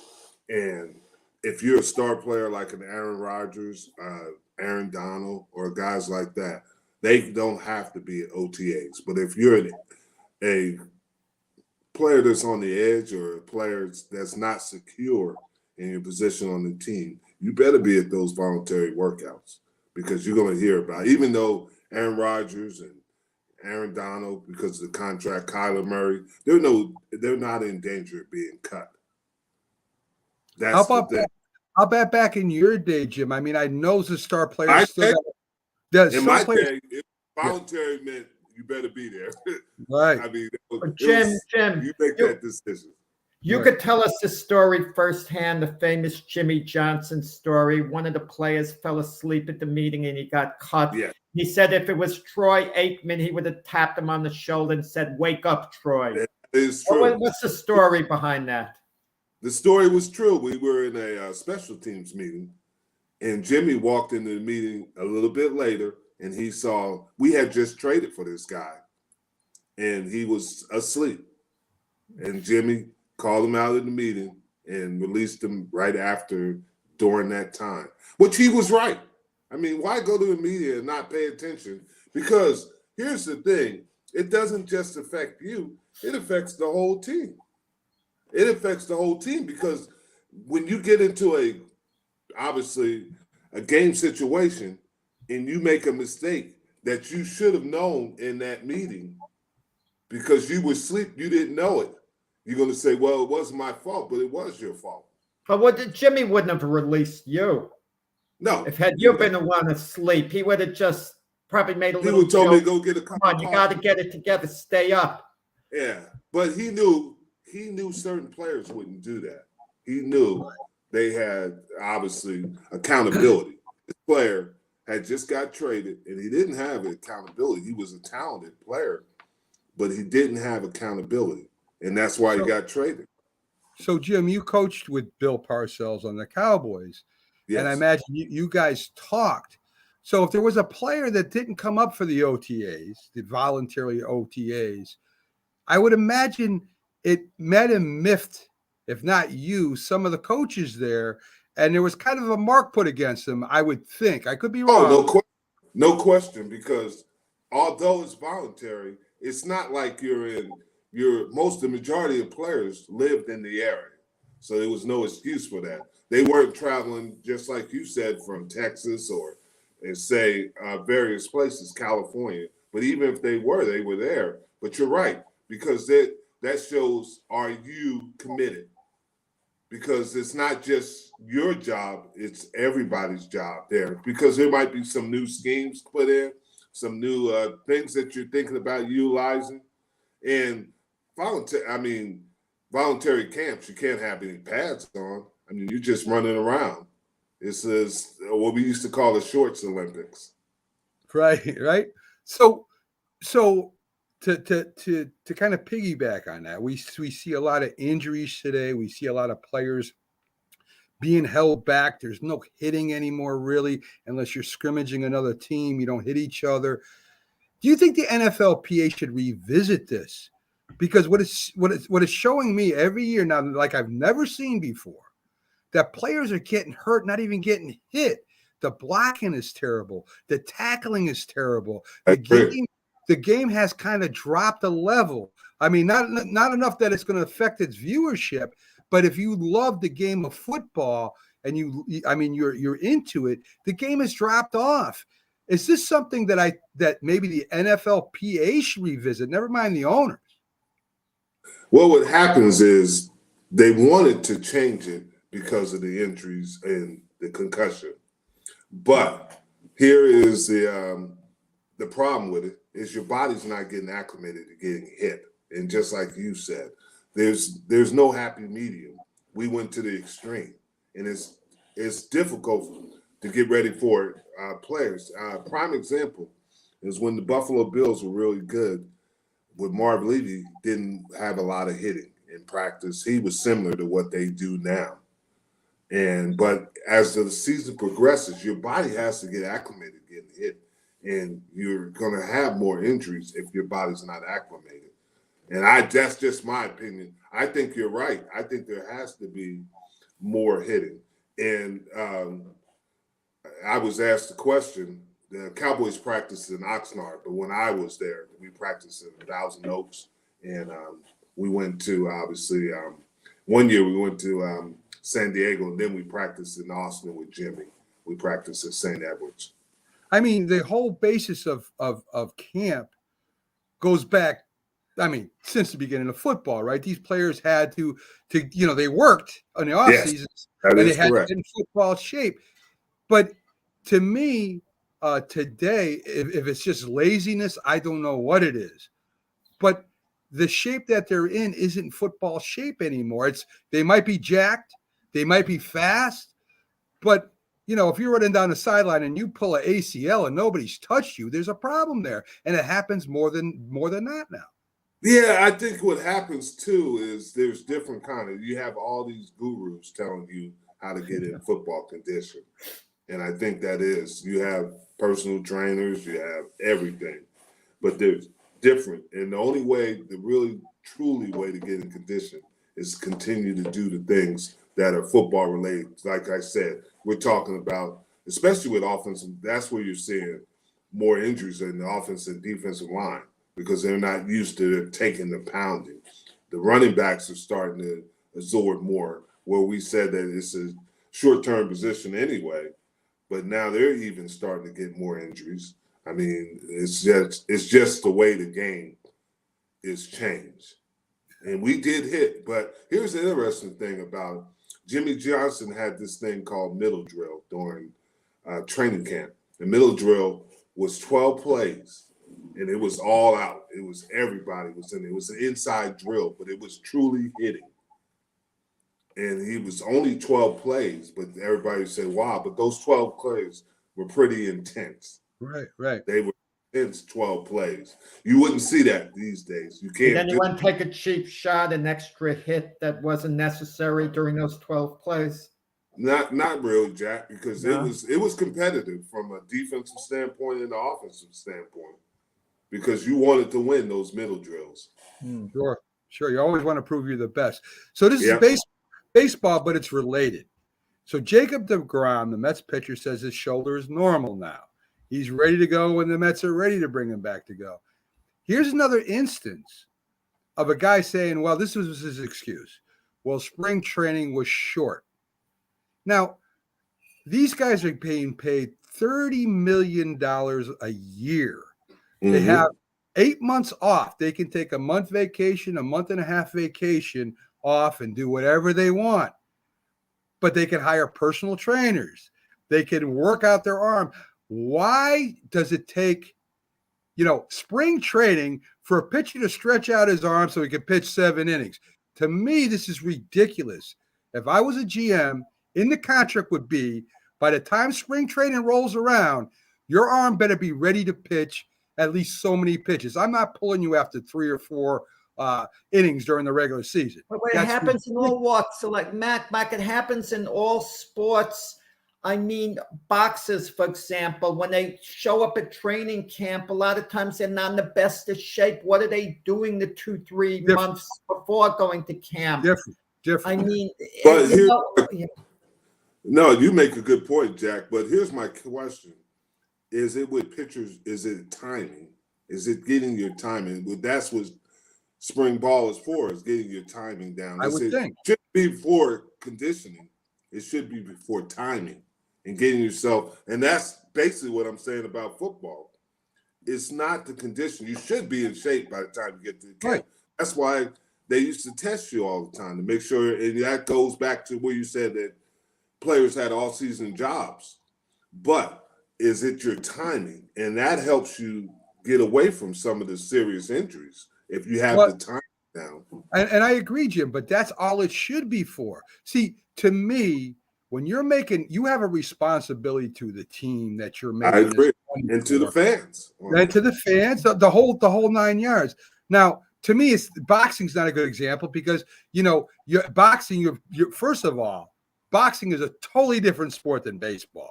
All right. You could almost compare it to football. I think it might even be a little bit more physical to football, to be honest with you, because you're taking pounding, you're standing toe to toe with a guy. So your rehab is a little bit different, I think. Now, if you're not boxing for a year, you're not in shape. But there's the economics, Mac. Like let's look at Jacob deGrom in particular, who you mentioned. After this season, he's able to opt out of the next 2 years left on his contract that is paying him $27.5 million a year. If it's a healthy Jacob deGrom who regains his form as the best pitcher in baseball over the rest of the year, teams are going to be lining up to give him major money, and the Mets are going to give him a brand new gigantic offer. So he wants to impress. He wants to get back. There's an urgency with Jacob deGrom to get back. Is he getting back a little sooner than he should? I don't know. Well, Jack, I agree with all you said there. But if I'm the GM of the team, I'm going to tell him, if you want $35 million a year, you better come to spring training ready to throw the ball, or that's part of the contract. Because why am I paying you all this money if you're going to pitch 6 games a year for me? That's ridiculous. This is what I'm saying. To me, you have a personal responsibility making all this money. You're not making $5 million. You're not making $1 million. You're not making $100,000. You're making one of the top wages in baseball. If you can't afford a trainer and you can't afford to get yourself and at least stretched out where you could throw 6-7 innings by the time the season rolls around, I don't need you, because you might be great, but for 6-7 games, is that all I got from you? You sure ain't worth it, Jack. That's all I'm saying. You wonder with all these trainers out there, the pulled hamstring muscles especially. I know back in the day, you look at the athletes, and anyone who played any level of sports, you didn't have to be a professional athlete, but you ran very hard. You played baseball, you'd put out the same effort running-wise, okay? I mean, I never got a pulled hamstring muscle even close, and I would be running all out. And you look at the old-time Major League Baseball players. Have you ever heard of Jackie Robinson lightning fast getting a pulled hamstring muscle? I think at some points, and this is just my watching this thing, is that sometimes this generation's athletes over condition. They don't take chance for their bodies to recover. And that's what causes some of the pulls, the tears. And I'm not saying there's got to be a happy medium. Right. Because if remember last year I was telling you about the Giants and what he was doing was those receivers. The receivers run more than any other position. Yeah. And then that's why I said there's got to be a happy medium. You got to be careful with them because I agree. the overtrain, as same as the undertraining, you're going to have injuries. I definitely agree with that. But there's got to be somebody. There's got to be a personal responsibility. Is all I'm saying. There's got to be for you ready to come to spring camp and question. ready to rock. I don't want to hear it's too short when everybody had a short season and there's pitchers out there right now making a lot less money, but they're pitching. So it just bothers me when I hear something. I think any responsible athlete, Mac, Jim, to them it's a year-round job now. And they work out year-round. Maybe they take a couple of weeks off at the end of the season, and then they get back to work. You would think they would. You would think they would. So let's talk about the boxing match last night. You brought up Davis knocks out Roland Romero in the 6th round. Was it predictable, Jack? I mean, I don't know. I know Romero could throw, is a hard puncher, a big puncher, but was it pretty predictable? To me, it was predictable. I mean, that Davis, I thought was going to stop him early. It took him in the 6th round. To me, Tank Davis didn't look good at all during the fight. Romero kept the pressure on him, but it was the ending. The one punch, the left hook that stopped Romero that excited the crowd at the Barclays Center.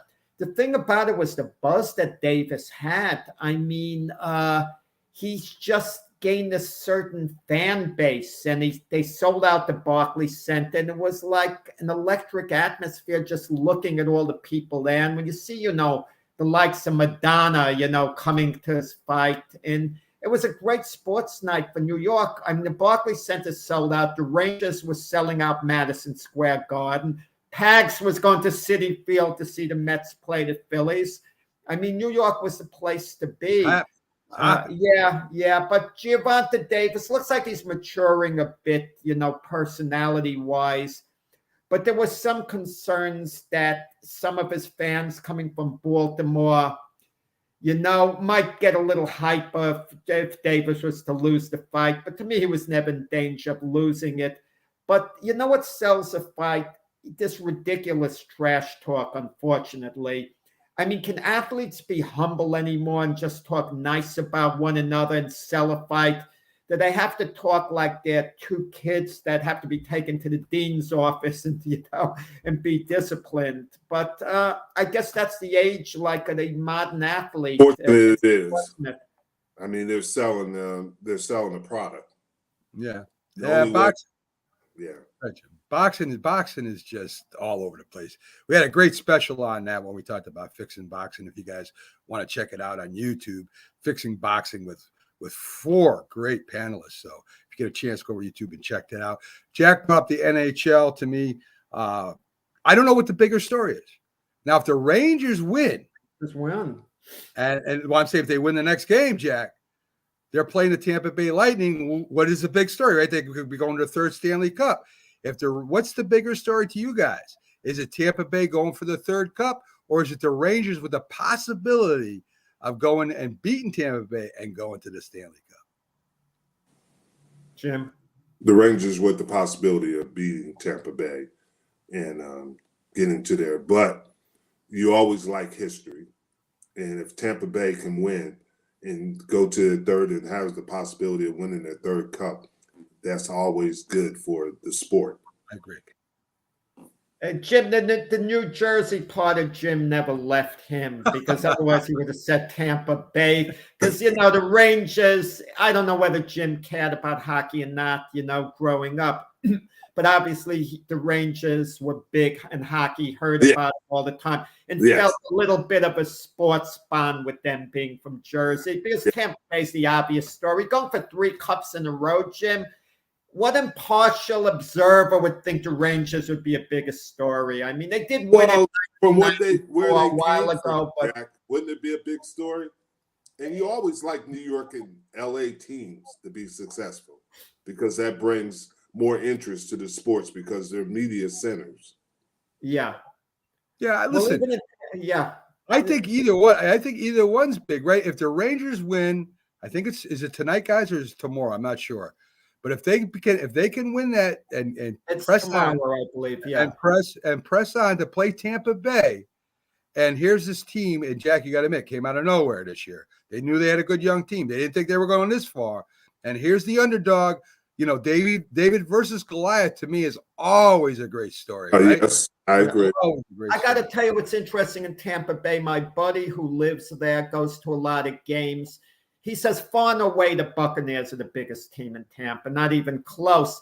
But the Lightning are actually more important than the Major League Baseball team, the Rays. They're more popular in Tampa, and that's unusual. A hockey team is ahead of a baseball franchise in that city. It is. It very much is. Last story, folks, and of course, this is by Big Sports Network. I don't care. Antonio Brown says he's not playing this year. That's Jim's kind of player.